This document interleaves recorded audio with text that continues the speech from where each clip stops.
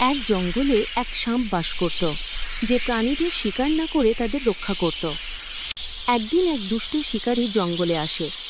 এক ছোট পাখির সঙ্গে এক সাপের বন্ধুত্ব গড়ে ওঠে। কিন্তু একদিন পাখির মা সেই বন্ধুত্বে বাধা দেয়। সাপটি তখন কী সিদ্ধান্ত নেয়? এক রাজা এক জাদুকরী সাপের মাথার রত্ন চুরি করে নেয়। তারপর রাজ্যে শুরু হয় ভয়ঙ্কর অভিশাপ।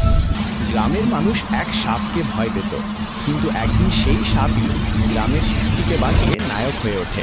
এক রাজপুত্রকে জাদু করে সাপে পরিণত করা হয়। সেই সাপ রাজপুত্র কিভাবে মানুষের রূপ ফিরে পায়? প্রতিবার বৃষ্টি নামলে এক সাপ পুকুরের ধারে গান গায়।